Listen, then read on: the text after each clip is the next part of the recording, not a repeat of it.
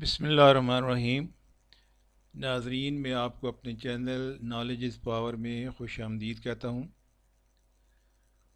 آج کا جو ٹاپک ہے یہ گردوں کے متعلق ہے، کیونکہ آج انٹرنیشنل کڈنی ڈے منایا جا رہا ہے، اور اس سال کا جو تھیم ہے kidney health for all, preparing for the in expected, supporting the vulnerable.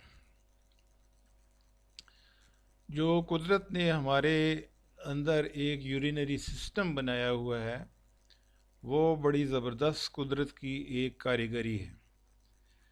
اس میں ہمارے جسم کے اندر اللہ تعالیٰ نے دو گردے رکھے ہوئے ہیں، اور ان گردوں کا کام یہ ہے کہ وہ پانی کی جو زیادتی ہوتی ہے اور اس کے علاوہ جو ویسٹ پروڈکٹس ہوتے ہیں جنہیں یوریا کہتے ہیں، یہ پانی اور یہ یوریا مل کے یورین بناتے ہیں جو جسم سے خارج ہو جاتا ہے پیشاب کی صورت میں۔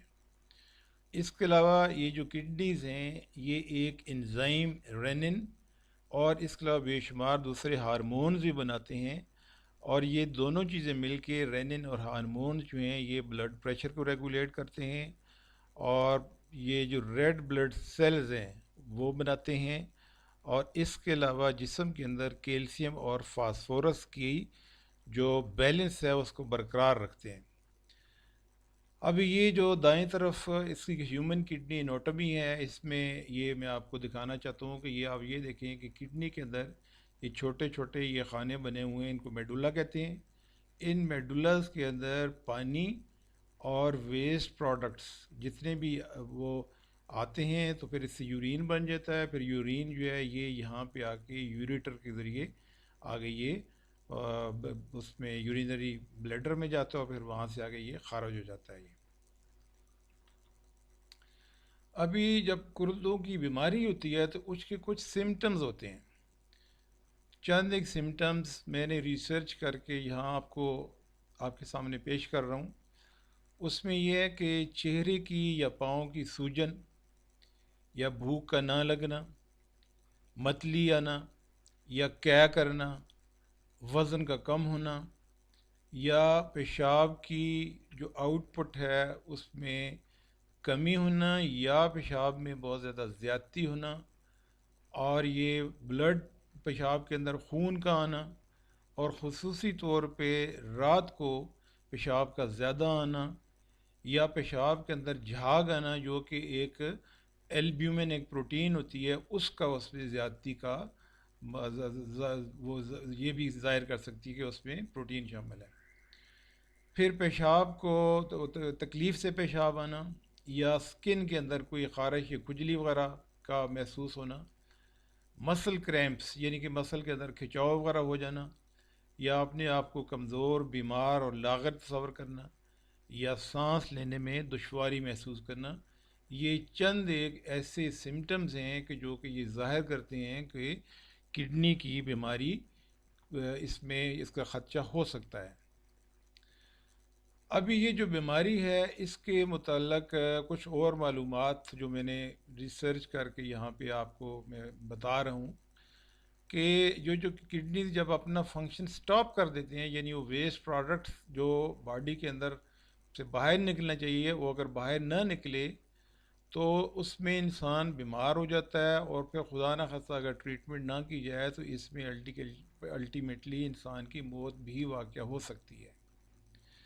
اس کا سب سے بہتر طریقہ یہ ہے کہ ریگولر اس کا چیک اپ کروانا چاہیے، اور آپ کا جو ڈاکٹر ہے یہ کڈنی کی ڈیزیزز کو دو ٹیسٹ ہوتے ہیں، ایک ہوتا ہے یورین ٹیسٹ اور ایک ہوتا ہے بلڈ ٹیسٹ۔ یورین ٹیسٹ کو کہتے ہیں البیومن کریٹینائن ریشو، اے سی آر، اور یہ جو ہے یہ جو یورین کے اندر جو پروٹین ہوتی ہے جس کو البیومن کہتے ہیں یہ چیک کی جاتی ہے کہ اس کی کتنی مقدار ہے یورین کے اندر۔ اسی طریقے سے جو بلڈ ٹیسٹ ہے اسے کہتے ہیں گلومریولر فلٹریشن ریٹ، GFR۔ یہ بھی بتاتا ہے کہ آپ کی کڈنیز پراپر طریقے سے جو ویسٹ میٹیریل ہے وہ جسم سے باہر نکال رہے ہیں کہ نہیں۔ پھر اگلی بات یہ ہے کہ بلڈ شوگر جو ہے اس کو مینیج کرنا چاہیے۔ ڈائبٹیز یہ جو ہے ہارٹ ڈیزیزز کا اور کڈنی فیلئر کا رسک اس کی وجہ سے بڑھ جاتا ہے. اور اسی طریقے سے جب یہ بلڈ کے اندر جب شوگر زیادہ ہوتی ہے تو جو باڈیز کے سیلز ہیں وہ شوگر کو یعنی گلوکوز کو وہ اگر پراپر طریقے سے باڈی کا حصہ بننے نہیں دے رہے، وہ باڈی کا حصہ نہیں بن پا رہی، تو پھر کڈنیز کے اوپر جو ہے نا وہ کافی زیادہ ایکسٹرا لوڈ پڑتا ہے، بڑا پریشر پڑتا ہے. اور اگر کافی عرصے تک یہی سلسلہ اگر جاری رہے تو پھر یہ کڈنیز جو ہیں یہ ان کو ڈیمیج کر دیتے ہیں. اسی طریقے سے اس سے بچنے کا ایک طریقہ یہ بھی ہے کہ آپ کو ایک صحت مند غذا کا استعمال کرنا چاہیے. متوازن غذا ہونا چاہیے جس میں سوڈیم یعنی نمک کا استعمال کم ہو. اسی طریقے سے آپ زیادہ بھنی ہوئی چیزیں یا تکہ کباب یا اس طرح کی تلی ہوئی چیزیں، زیادہ مرچوں والی چیزیں اور ایسی خوراک جو کہ کڈنیز کو ڈیمیج کرتی ہے ان سے گریز کرنا چاہیے. پھر ایکسرسائز کا ریگولر ہونا بڑا لازمی ہے جس میں سوئمنگ، واکنگ، رننگ، اور یہ آپ کا سٹریس کم کرے گی. اور یہ اسپیسیفکلی جو ڈائبٹیز ہیں یا ہائی بلڈ پریشر اس کو بھی بہتر کرتی ہے، اور یہ ایک وزن کے اندر بھی ایک اعتدال یہ لاتی ہے. اسی طریقے سے جو اسموکنگ ہے یہ بہت خطرناک ہے جن لوگوں کو گردوں کی بیماری ہے یا جن کو نہیں ہے، کیونکہ اسموکنگ کی وجہ سے گردوں کے اندر بلڈ سرکولیشن جو ہے وہ اس سے افیکٹ ہوتی ہے. پھر اسی طریقے سے ایک اور احتیاطی تدابیر یہ بھی ہے کہ جو پین کلر کی میڈیسنز ہیں ان کی جو زیادتی ہے وہ بھی ماہرین یہ کہتے ہیں کہ وہ زیادہ میڈیسن پین کلرز بھی نہیں ہونی چاہیے. یعنی پین کے لیے 10 دن سے زیادہ میڈیسن یا بخار کے لیے 3 دن سے زیادہ یہ جو میڈیسنز ہیں یہ نہیں لینی چاہیے. اور یہ بھی ماہرین کہتے ہیں کہ اگر 8 اسپرین کی ٹیبلٹس روزانہ 8 سے زیادہ اگر ڈسپرین کی ٹیبلٹس روزانہ اگر لی جائیں تو یہ بھی کڈنیز کے فنکشن کو ٹیمپوریریلی یا پرماننٹلی متاثر کرتی ہیں. لیکن اگر پراپر چیز کا پتہ چل جائے، پہلے ڈائیگنوز ہو جائے، اس کا علاج کیا جائے تو کڈنی کی جو ڈیزیزز ہیں ان سے افاقہ کیا جا سکتا ہے اور اس کو سلو کیا جا سکتا ہے. پھر ماہرین کے مطابق روزانہ تقریباً صحت مند جسم کے لیے 8 گلاس پانی پینا بھی یہ لازمی قرار دیا گیا ہے، کیونکہ پانی پینے سے آپ کا جو میٹابولزم ہے جو کہ خوراک کا جزو بدن بننا یہ عمل بہتر ہو جاتا ہے اور وزن اعتدال میں رہتا ہے، سکن جلد بہتر رہتی ہے اور دل کے لیے بھی یہ اچھا ہے، انسان کا موڈ بھی بہتر رہتا ہے. اور یہ پانی جو ہے آئیز کو یعنی آنکھوں کو بھی لوبریکیٹ کرتا ہے اور اس سے مسلز بھی اپنی کارکردگی بہتر بناتے ہیں. اور یہ پانی جسم سے زہریلے مادے جتنے ٹاکسنز ہیں ان کو بھی ریموو کرتا ہے، تو لہٰذا گردوں کی بیماری میں کے بھی چانسز اس سے کم ہوتے ہیں. ابھی خدا نخواستہ اگر یہ گردوں کی بیماری ہو جائے، اس سٹیج تک انسان پہنچ جائے کہ ابھی اس کے گردر پراپر کام نہیں کرتے، تو پھر ایک عمل ہے ڈائلیسس، وہ کیا جاتا ہے. ڈائلیسس کی یہ میں نے ڈائیگرام آپ کی معلومات کے لیے یہاں پہ شو کر رہا ہوں.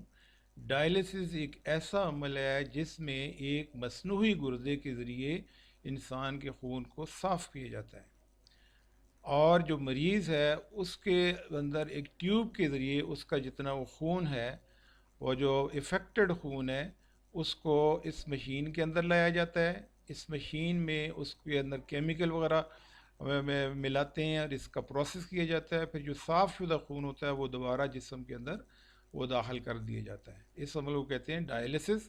اس میں تقریباً یہ ہفتے میں یہ 3 دفعہ کرانا ہوتا ہے اور اس ایک سیشن میں تقریباً 4 گھنٹے لگتے ہیں. پھر ایک اور اس میں ایک ہوتی ہے کڈنی ٹرانسپلانٹ، کہ اس میں بھی کڈنی کا جو ہے یہ اس کا پیوند کاری کی جاتی ہے. اس میں 2 قسم کے ڈونرز ہوتے ہیں. ایک تو جو زندہ ڈونر ہے جن کے 2 گردے ہیں، وہ اگر کوئی شخص اگر ایک گردہ اپنا ڈونیٹ کر دے تو ایک گردہ بھی انسانی جسم کی کارکردگی کے لیے کافی ہوتا ہے۔